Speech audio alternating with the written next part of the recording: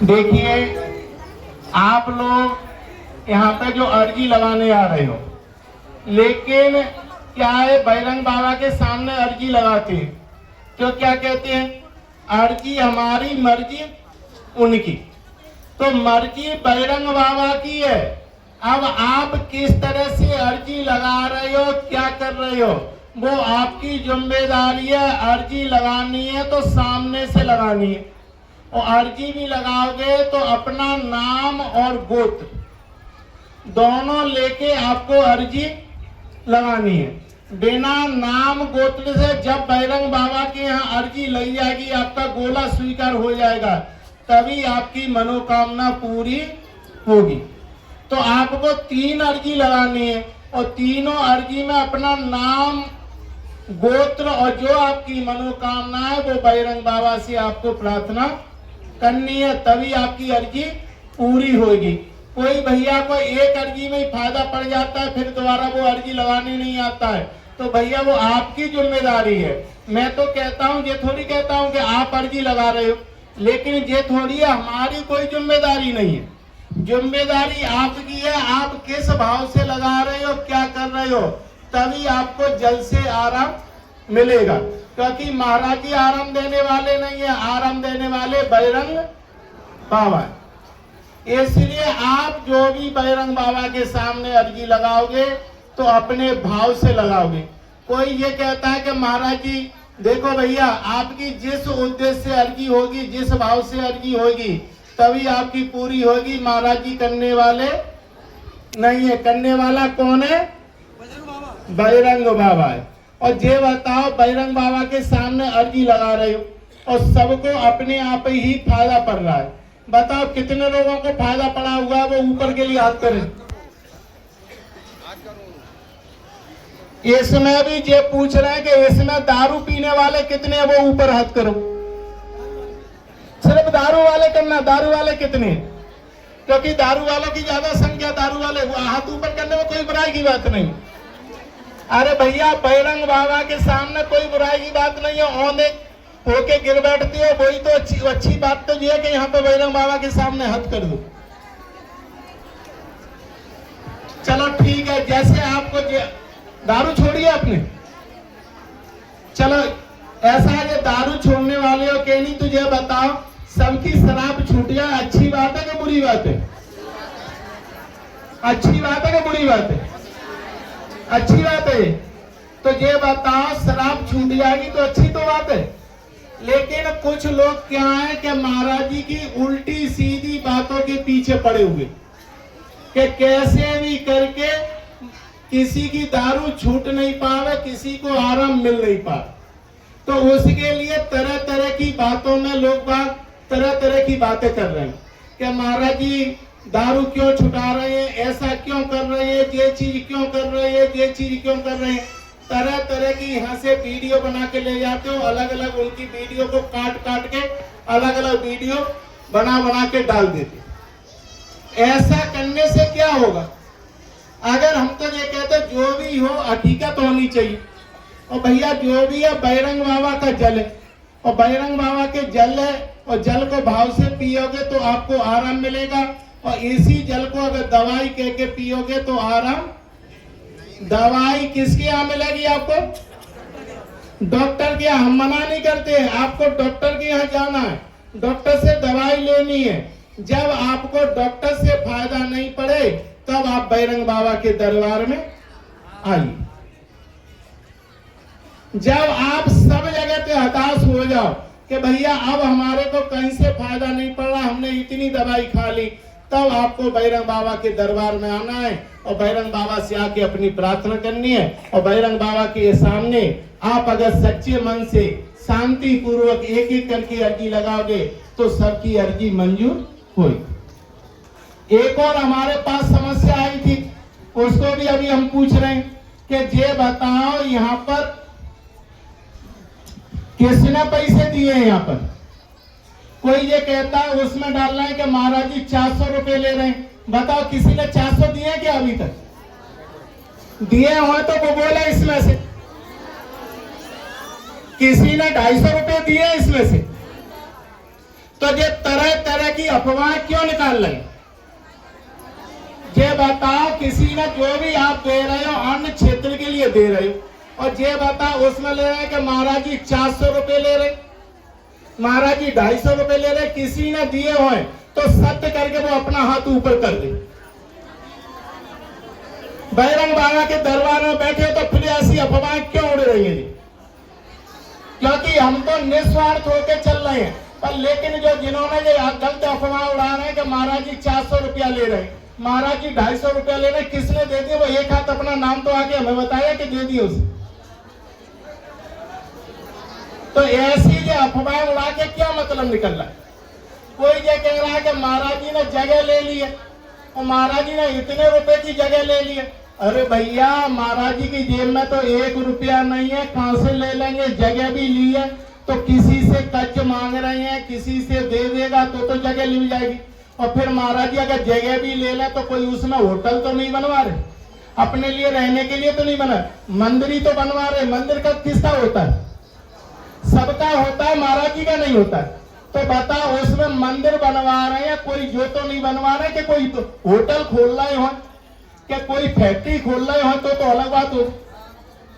और बोर्डी आज मैं तुमसे स्पष्ट बोला हूं कि जगह तो हो गई है, पर जगह के लिए महाराज जी की जेब में 1 रुपया नहीं है, क्योंकि जने जने से पैसे मांग रहे हैं। तो बाबा को जो कहा भैया तू उधार ही दे, तो बाबाओं को कोई उधार देने वाला भी नहीं है। उधार भी मांगना है तो उधार में भी वो मना कर रहा है कि हम नहीं दे पाएंगे, कोई ना कोई बहाना लगा देते।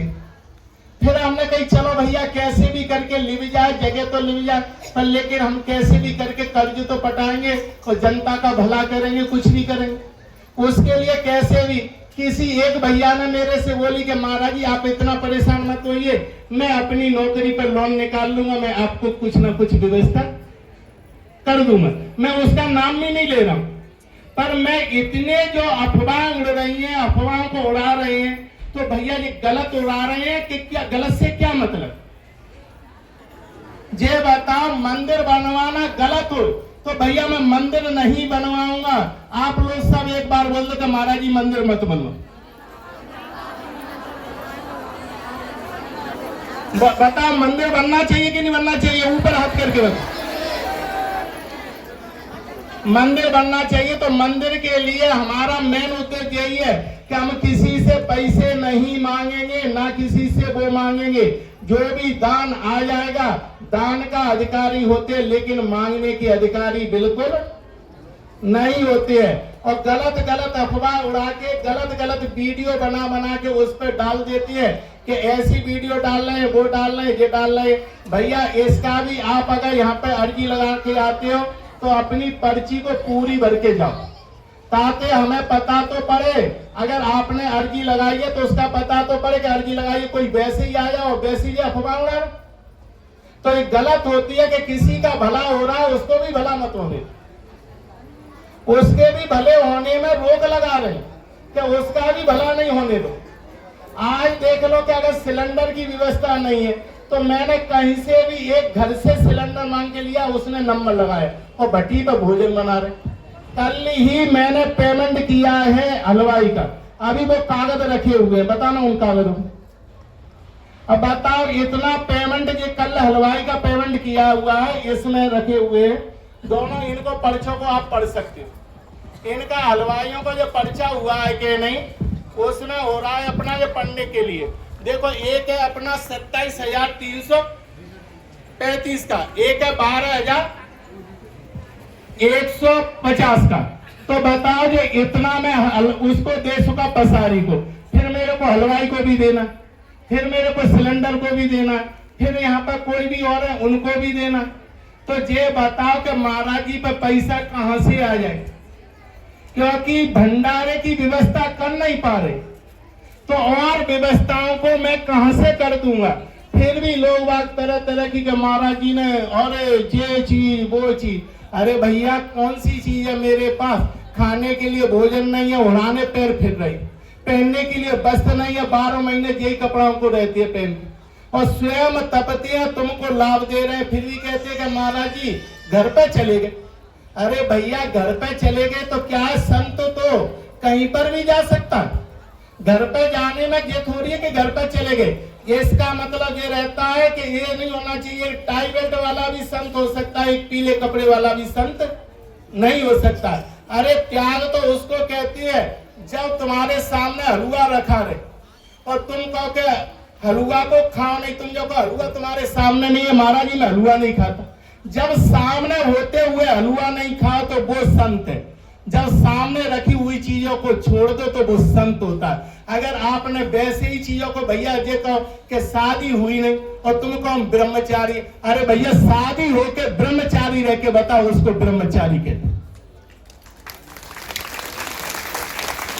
ये थोड़ी है कि आपने कह दिया कि विवाह हो नहीं हम ब्रह्मचारी है, कि विवाह होके आप ब्रह्मचार्य का व्रत करो वो है।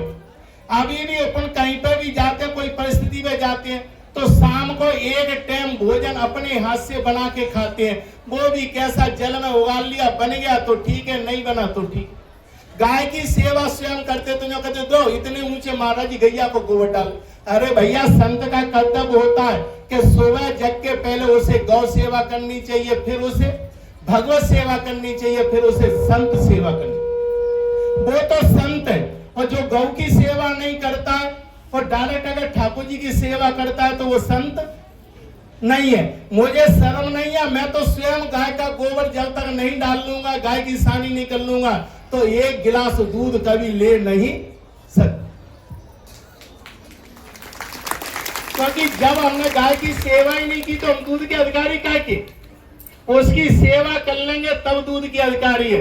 ये तो मेरे को देख लो कि बचपन से कैसे त्याग पे आया हूं, तब आज आपके लिए इस स्थिति पे पहुंच पाया हूं। और फिर भी लोग बात तरह तरह की, फिर मुझे इसकी कोई बुराई की बात नहीं। अरे भैया मेरी क्या है, जब राम जी को लगा सकते हो तो मेरी क्या, मैं तो ये तुच्छ। और कोई ये कहता है कि महाराज जी की जल में कोई स्वाद आता है, जो कहते कि इसमें दवाई है। अरे भैया कैसा भी हो, दवाई हो, जल हो, कुछ भी हो, लेकिन आराम तो मिल रहा है। हमारे बैरम बाबा के दरबार में भीड़ क्यों में हो रही है, डॉक्टर की यहाँ क्यों नहीं हो रही? डॉक्टर की यहाँ भी तो दवाई मिल जाएगी, लेकिन बैरम बाबा की यहाँ भीड़ क्यों हो रही? लेकिन आराम तो मिल रहा है। हम तो ये कह रहे हैं जो भी आराम मिल रहा है वो बैरम बाबा की कृपा से ही मिल रहा है, हम देने वाले कोई नहीं। लेकिन जाकी रही भावना जैसी, प्रभु मूरत देखी तिन तैसी। आप लोग कितने भी पीछे पड़ो, लेकिन मैंने जो वचन ठाना है कि जिनके घर में दारू पीती होगी पहले दारू को छुटा के तभी उसके घर में प्रवेश करूंगा, तब तक उसके घर में कभी भी प्रवेश नहीं करूंगा। मेरा ही शिष्य था, मेरे शिष्य के यहाँ भंडारा था और उसने मेरा जी कहा था महाराज जी मेरे यहाँ कदम रख दो। मैंने एक ही वचन दिया था, तेरे घर से दारू छूट जाएगी तो मैं तेरे घर कदम रख दूंगा। तो बताओ ये गलत हो रहा है कि सही हो रहा है?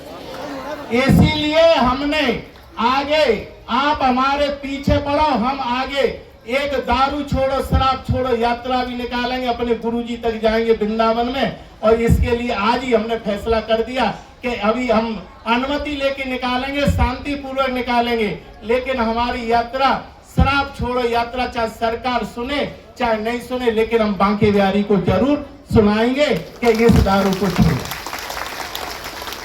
बोलिए श्री बांके बिहारी लाल की। आप लोगों से विशेष आग्रह भैया, जो कोई भी अफवाह उड़ा रहे हैं उन अफवाहों से बचे। आप तो बैरंग बाबा के दरबार में आ